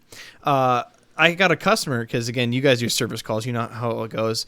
They call for every little thing, and they're calling. Oh, half of my fish are gone. Like half. There's no way it's gonna be half. I mean, you have a pretty large tank. I can't remember what it was. Like 75 gallons, something like that. You have a pretty large tank, and it's a bunch of small fish. I mean, if a couple fish die here and there, you're probably not going to find the carcass. It's going to be eaten by another fish. They're going to decay, or you're just not going to see it as they decay. Oh, no, you understand. Half of my fish are gone. What? Go over there, not a scrap, nothing in the filter, nothing anywhere. So check to see if she had cats. She had no cats. All she had was like a toy dog in a bag, one of those ladies. And put up a camera and caught her kids partying and scooping fish out and kicking them back. Like literally swallowing them back. And they did go through half of her tank in a night. Little goldfish swallowing. Yeah, they were. I'm just lucky they didn't get the Sedontus. That used to be really popular back in the 50s. I mean, they would have goldfish swallowing contest where, We're seeing some like hand to face there, Jimmy. You got to be Yeah. nice to our guests. No. Have you not heard of that? Back in the 50s, that was very popular. I'm just thinking it's better than a lime as a chaser. Absolutely. Good one. No, in Minnesota we have some Probably bait better places. than keeping them in a 10-gallon tank, so I don't even know what to say at this point. They do some bait places up here, and they do minnow shots. Yep. That's a pretty common tradition. Out of bait tanks? Like, okay, fine, eat the minnows, but out of those nasty systems, 100%, 100%. They do that at the somebody high want schools. to eat a fish lice? That's Not why a lot to do when they're ice fishing. That's why they do it in Yag and other things like that. Jägermeister. Shoot back. But these are your Minnesota stories, guys. I don't know if I want to hear these. Hey, Oh no, I've gotten into some shenanigans while ice fishing. This is not the time and place, but let's just say things happen. even Mike Rowe was on Gosh, a bunch of hicks.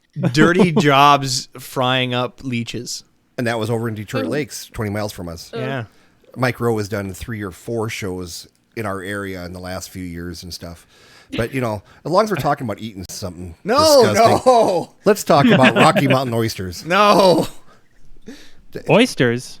Rocky Mountain oysters. Rocky Mountain oysters. It's- Rocky Mountain They call it the Oh, Testicle Festival. And you can go to the local pubs out here, and they'll have castrated testicles from either cows or pigs, and they'll deep fry them for you and then give you beer. And then usually about 6 or 7 beers in, somebody will say, "Oh, I'll give you $100. You eat one of those raw." And you're looking at the guy who made $300 one night. I think now the Minnesota Board of Vacation and Tourism is going to come and beat you with a stick. I don't care. I made $300. Yeah, this is about what I expected out of Minnesota. Is there anything else to do there? Oh no, we have a lot to do. Well, there is. you have to find your own entertainment. Okay. Yeah. we could take all our free time and then have our football team practice, but what for? Yeah.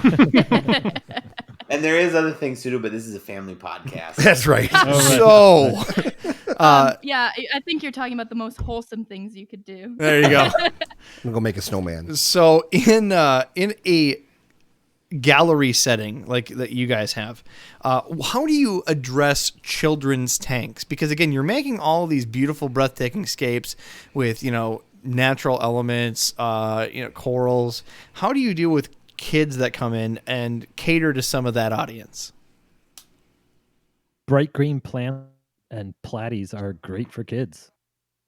So We try to cater to every level of the hobby, and children are some of the, for me anyways, some of the most fun customers to work with, because it's amazing how enthusiastic they can get. And I'll have these moments where I was like, wow, I haven't been excited about this particular thing in like 15 years.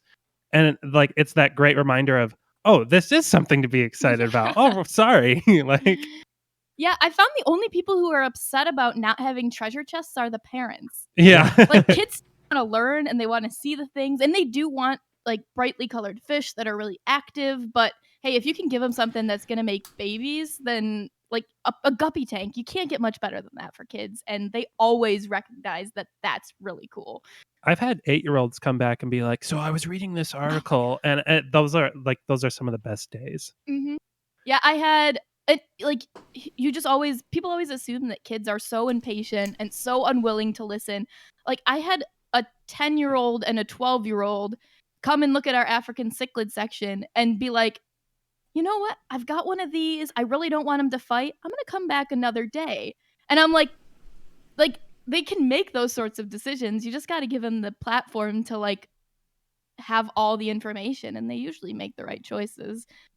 Sometimes, I mean, if they want to get a princess castle, whatever, go to a chain store, but we'll tell you why what we do is better, and they understand that. So you said bright green plants, platies, fun wag style fish. What other things do you do? Because I see people that try to get more natural scapes. I see people having fun with the coconut shells. Is there anything that you do that's like creative, where you're trying to like raise the bar as far as accessories? Because I'm trying to like put myself in some of my local stores, right? You go in and some of them have expanded the plastics just for kids. Like they purposely have the puke neons.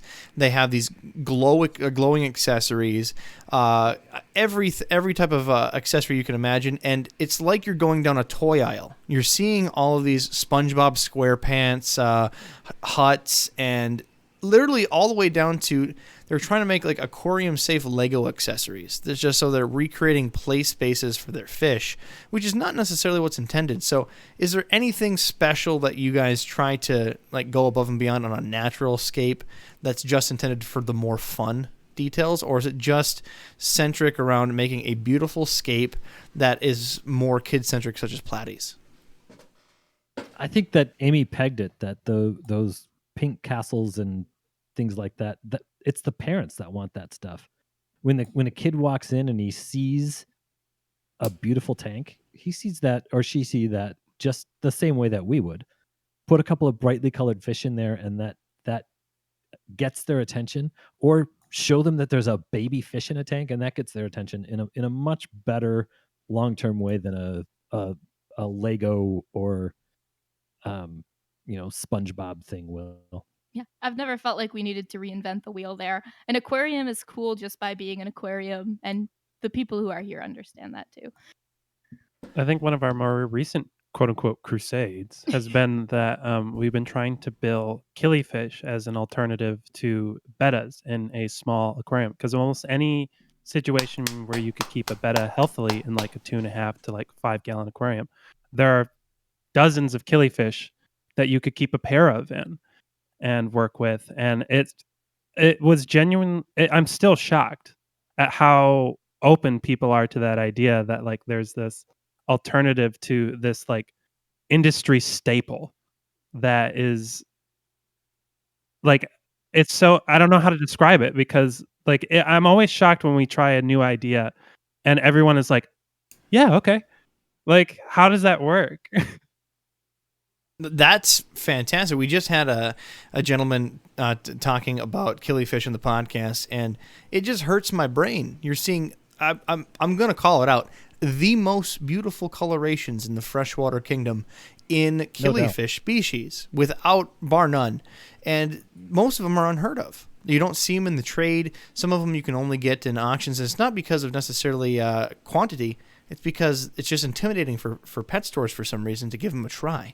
It's like they have a People bad like to be wrong. right. They have like a bad PR agent. Like I don't understand why people aren't getting into it more. And you guys are doing the Lord's work there for sure. The Lord's work. You hear a lot about the like they only live a year. Like if Yeah. people know about them, that's what they think. If they don't know about them, they think they look difficult, and neither of those things are true. Yeah, I'm sitting on a Gardneri species, and they Fun. said 4 months. That's all we've had them in captivity here 4 before. months. I'm sitting on year and a half, Jimmy, easy so far, and that I got them as an adult. So who knows how long they've been sitting out there? They should make it 5 years easy. That's You got that's any what I'm fry out of saying. them yet? One more time. You got any fry out of them yet? Oh, I just got males. That's all I got. Okay. Still fun. Sorry, I'll have to call you guys a display, I ship. get it. You guys can hook me up with some females. Yep, you Yeah. bet, for sure.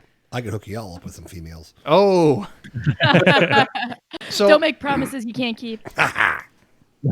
what I want to do is I want to be an old man curmudgeon, right? Just I'm gonna play a role here because I've heard a lot of stuff from a lot of mom and pop pet store owners, and number one, I'm just gonna go down the list. Stocking, right?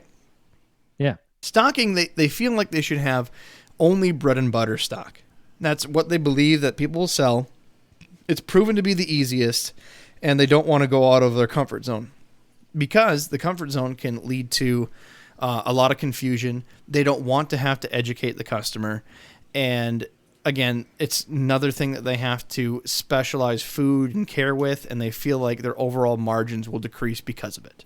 So immediately blown out of proportion. Yes, you guys have less stock than you did before, but you guys, again, do what you believe in because you know that person on the sales floor is going to do a home run with it. You know that if they understand it, you have success with it, that's going to be contagious and move on to the customer. So if you're excited, they're excited, myth blown out of the water. Fair enough to say? Yeah, and definitely. And white skirt tetras weren't bread and butter fish 50, 60 years ago, right? So there's lots of fish that should be bread and butter fish, that should be super common in the hobby, that are amazing and easy, just as easy as white skirt tetras, but nobody tries them. So try them and make them bread and butter. Or like we may not have as many fish as many stores, but we do offer maybe more choices when it comes to specializing in certain things. Like at any given time, we have like a dozen killifish in the store. We have 6 species of cory cats right now. We have several species of wild betta, et Probably cetera, et at cetera. least 6 species of Apistogramma. It goes on and on. So it's more about keeping fewer, like a lower quantity of more species. And I've sold Apistogramma to newcomers to the hobby. Just because they don't know what they are doesn't mean they don't want them if you explain it to them. Somebody comes in looking for, hey, do you have those ram fish? Well, we do have rams, but to fit the same spot in your fish tank, we have Apistos. And I think a lot of mom and pop stores would be surprised how many people make the Apisto option. Right. Yeah. And if you can be like, anybody who's a hobbyist has had that experience where you go in, and this happens all the time here. Like you go into a store and you're just like, well, I figure I better ask, do you have Betahendra? And you're so expecting that, oh no, sorry, we can't get those. But if you do have them, that That is my reaction favorite. is so extreme because nobody's expecting to be able to keep the fish that they want or the fish that they saw on Seriously Fish.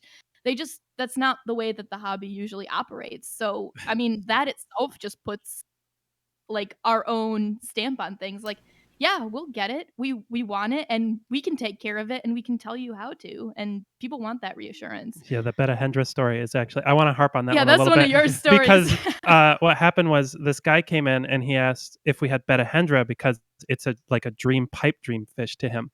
And I sighed because I had a pair that I was working with. And I said, yes, you can have them, because it's that moment of like, for me, it was just another wild betta, but for him, it was the dream, and it's like that's an easy decision to make. Like, you know what I mean?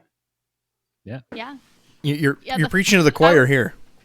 Yeah. The but fish that I was researching when I was first starting to get into things are fish that are commonly known to be unavailable. So I would have been pretty discouraged if I wouldn't have been able to find them at that time. And if I really wanted a Microtenopoma fasciolatum and all I could find is a 3-spot gourami, I would probably have been pretty disappointed. So it's nice to be able to provide that for people. For sure. the, So the answer to your question though is the whole idea of bread and butter is unnecessary to think that way. Boring. It's boring. Yeah. frankly, it is. Yeah, Let like bread and butter be like done where bread and butter needs. You guys are making a feast. Yeah. Right.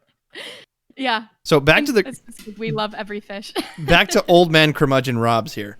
Okay. Going down there again. Stocking is really where it starts off. Bread and butter. Then they keep low quantities, and they believe that empty holes, and when people come in and ask for things, set the expectation, especially when they're the only store or only handful of stores in the area that carry certain things, and they know it. They keep prices high and margin free, because again, they're still working around that 40% stock rate. You guys have not only blown that apart, but you guys stated in your stocking that when you have an Episto, you're not afraid to get 6 different Epistos. It's not just getting the type of fish, it's getting a selection of that same variety of fish. You're carrying 6 different Cories. And again, that's blown out of the water.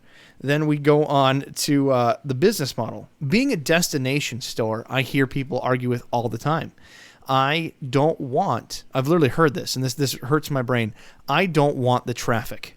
It's too much. People just want to come here. They don't want to buy anything. They're in my way, and they leave. I don't get that. Yeah. That just One that of just the doesn't make any sense. one to of the me. most memorable days I've ever had here was we had far too many groups in the store. This was pre-COVID, mind you. And I was balancing 4 groups of people in addition to the multiple groups everyone else in the store had on their hands. And it was genuinely fun because everyone was joking. Everyone was like I don't know, there's just a way that you can carry yourself, and people, that type of energy is contagious, and it's like that positive feedback loop where if you're having fun, they're having fun, and then because they're having fun, you're having fun, and it just keeps feeding into itself. Yeah, our regulars might not buy something every time they're in the store. They might come by every week and they might stay for an hour, like a long time, just looking at whatever's new. And if we're busy, they will be selling fish to our other customers Yeah. because of how much they love them. So Yeah. it's hard to want to squash people's excitement. It's a hobby. It's supposed to be fun. It's supposed to be fun. Have you ever considered putting in a snack bar? I have actually.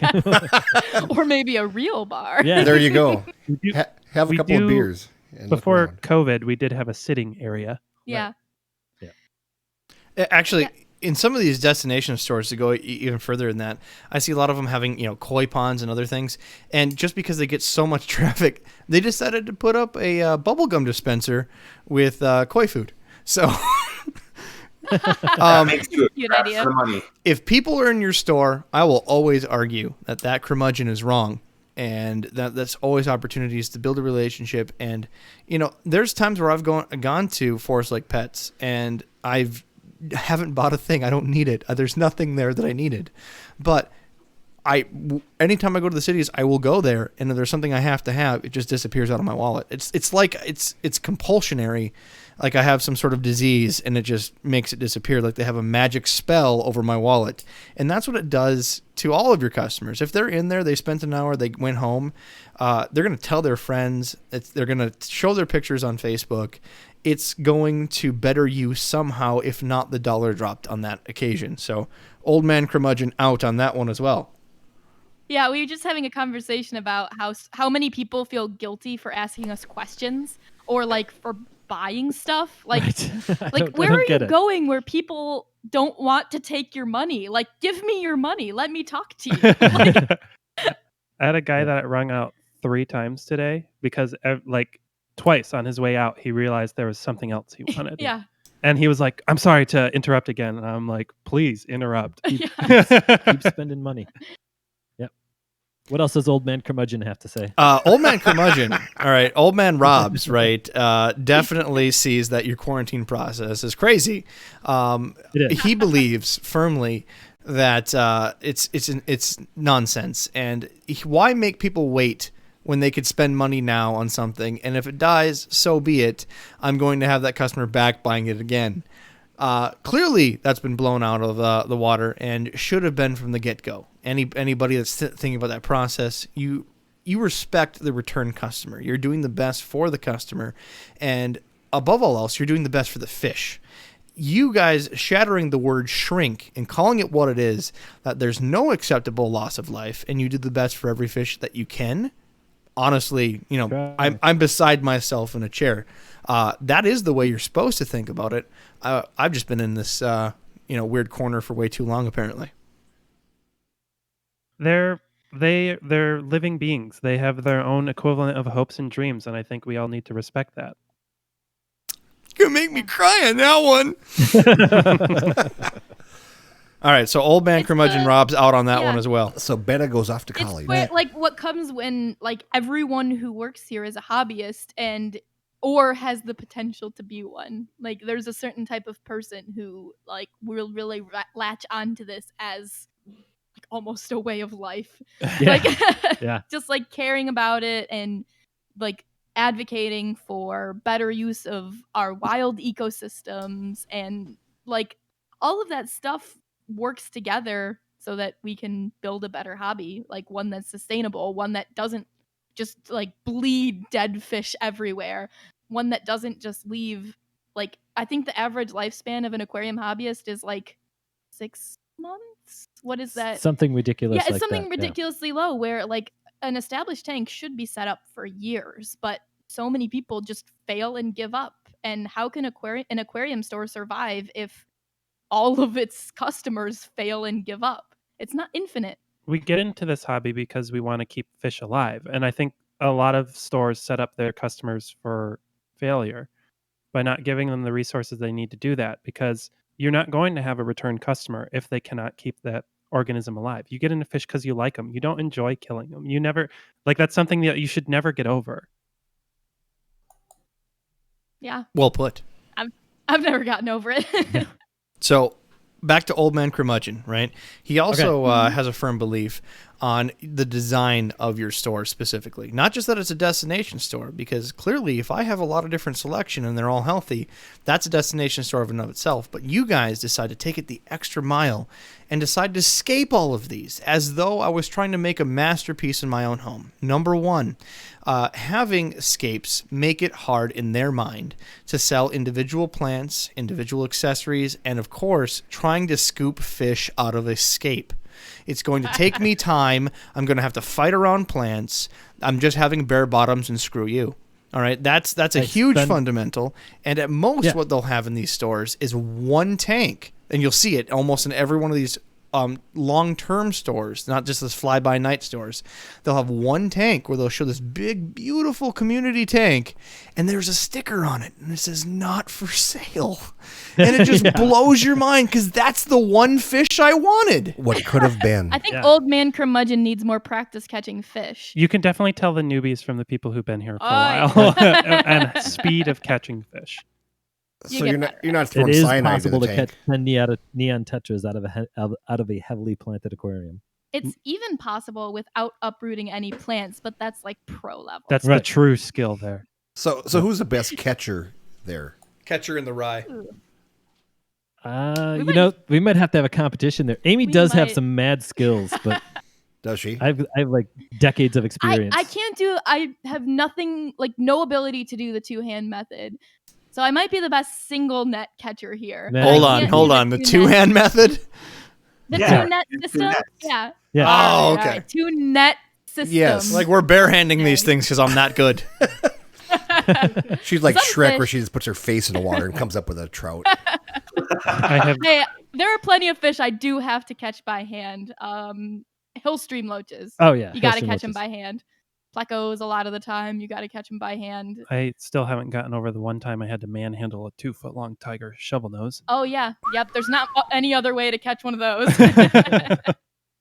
So I heard Tycho shovel nose, and I gotta like chill up my you gotta back. chill. Yeah. Yeah. So in Did your it- experience, Did it what, come what- with a single tear? Because that's what it usually does. to Nope, me. it came with a big ball of hatred. Yeah. Tell him the story, Rob. tell them the story, Robs. Go ahead. I had I love reliving this. years back. Years back entertaining. when black arowana from South America were basically non-existent, and you had to call in favors with your favorite wholesaler just to get a wild one, right? You had to pay 4 digits out the nose to get one of these things in, and you get it in just for someone to have you rescue their small tiger shovel nose that's half the size of the arowana just to watch the shovel nose eat it whole. Oh no. Yeah. Yeah, I had a guy do that with a rainbow wrasse and his shark tank, and he was convinced that the rainbow wrasse was way too big for his. It was just What? it was a banded bamboo shark, Ooh. and it was an $80 meal. It was a 9-inch rainbow wrasse, and about a 2.5-foot shark, so not a monster, and it was just sucked it down like spaghetti.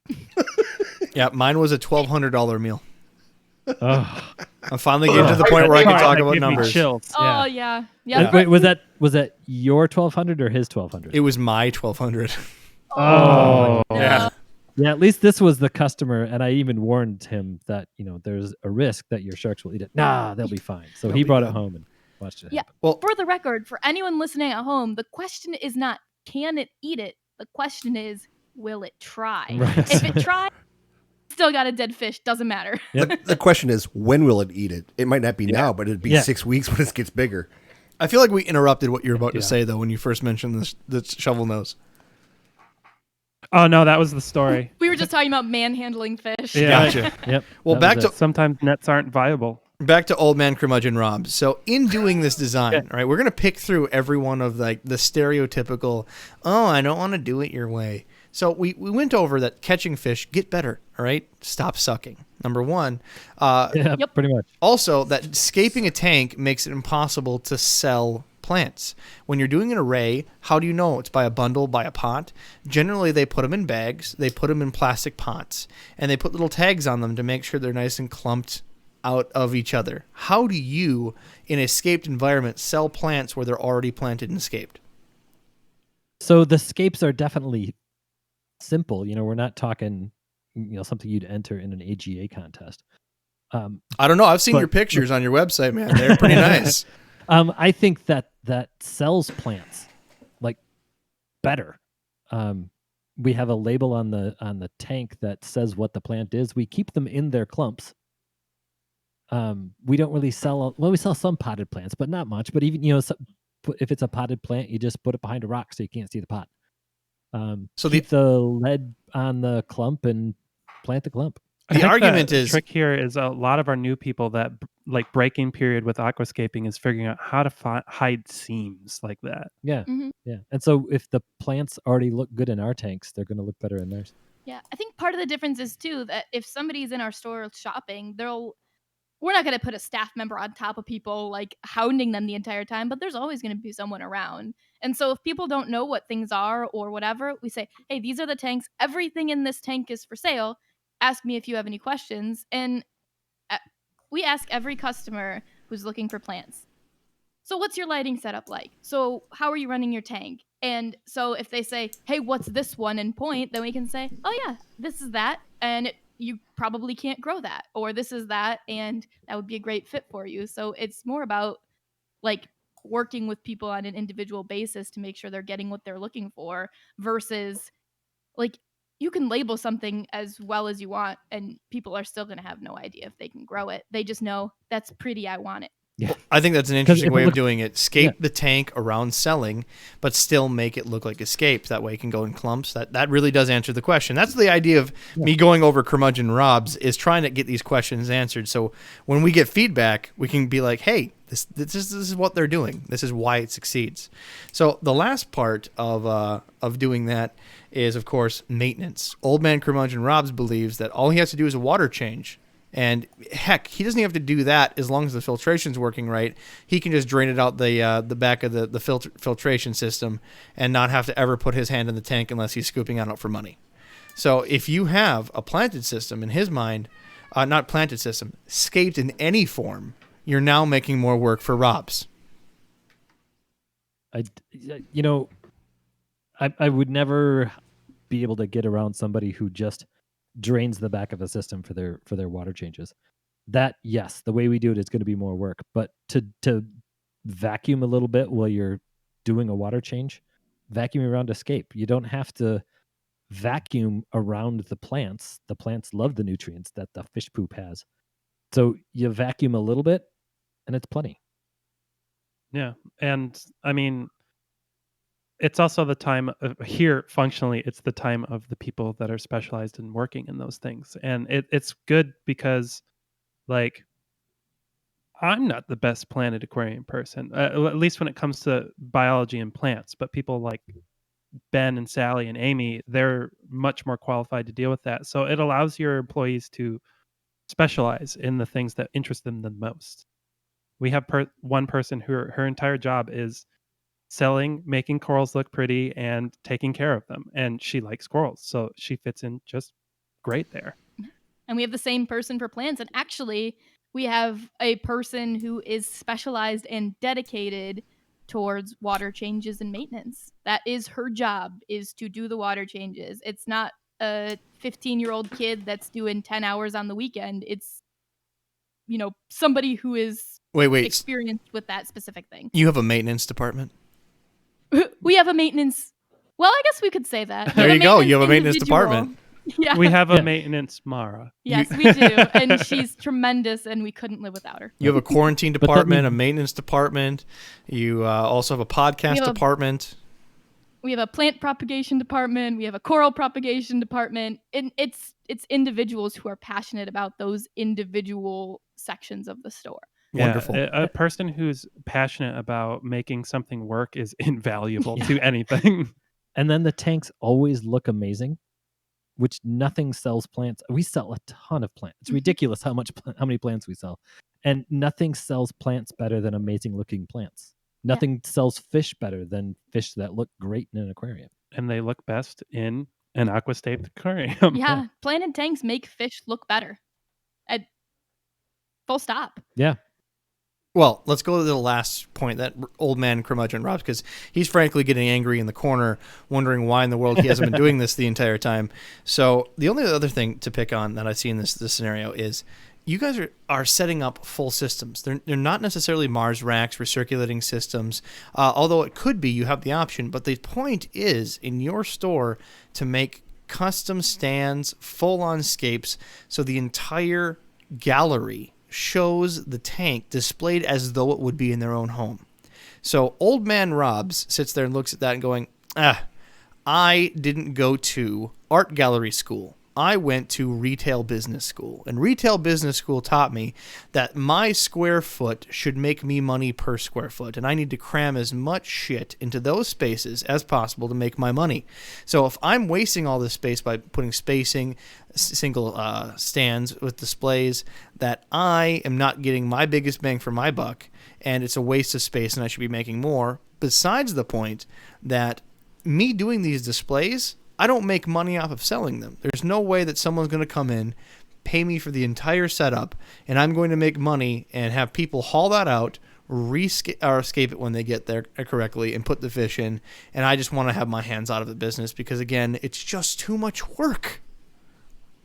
Then he should keep selling shit. Yeah. There we go. And we have reached the end of Curmudgeon Robs. Yeah,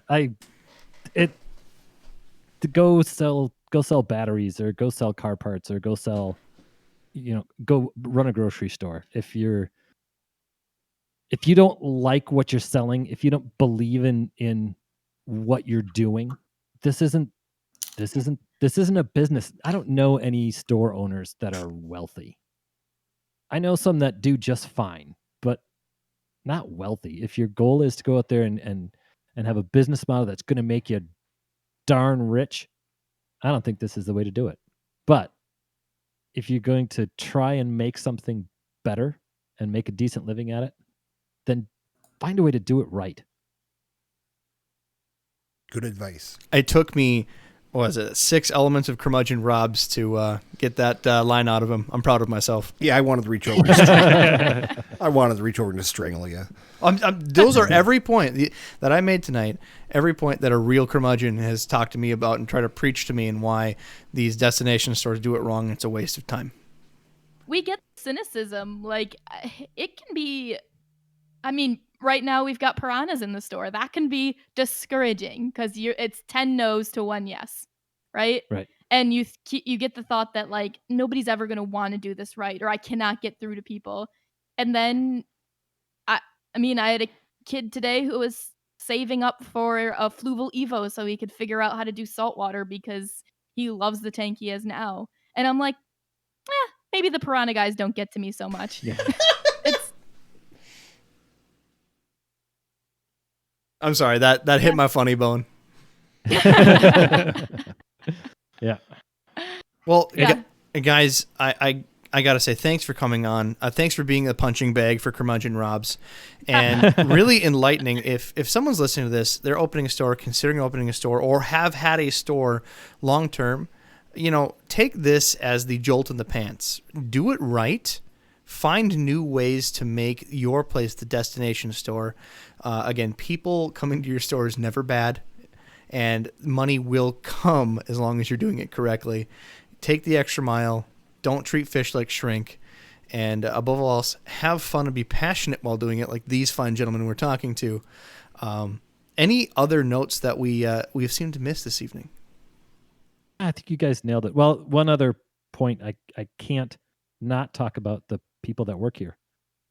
When your philosophy is to do it right, you attract people that also have that same philosophy.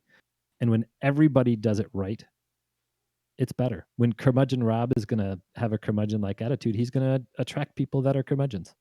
Yeah. So keep doing it right, and surround yourself with people that do it right, that want to do it right. Staff members who keep us accountable by Yeah. asking questions based on things that we taught them. Isn't it nice to be called out on something that so you taught somebody? I love it. I absolutely love it. Yeah. Yep. For real. We're not afraid of the curmudgeon or the call out. We gotta have conversations like this to keep doing it the way we're doing it. Wonderful. Well, guys, There we go. I can't thank you enough for coming on.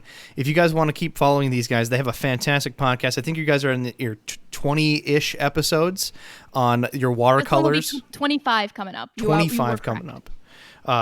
For the Watercolors podcast. Again, go to watercolorsaquariumgallery.com. You'll find their podcast. Subscribe to that. It's a wonderful podcast. I've been listening and doing homework for this podcast for sure. And don't forget to give them the call. Order those Anableps if you live in the Grand Rapids, Michigan area. I feel like I'm missing something about Anableps. What's wrong with Anableps? Nothing. No one can find them. They're like my favorite fish species that no one has never seen. And we get a lot of grief for you've it. got to come get them then. That might be worth a 15-hour drive, honestly. All right. We'll keep an eye open. Wonderful. So again, watercolorsaquariumgallery.com. Subscribe to that. Keep up with Amy, Ben, and Charles. Thanks again, guys. And if you like what you heard on the podcast and you want to support us, go to our website, aquariumguyspodcast.com, at the bottom of the website.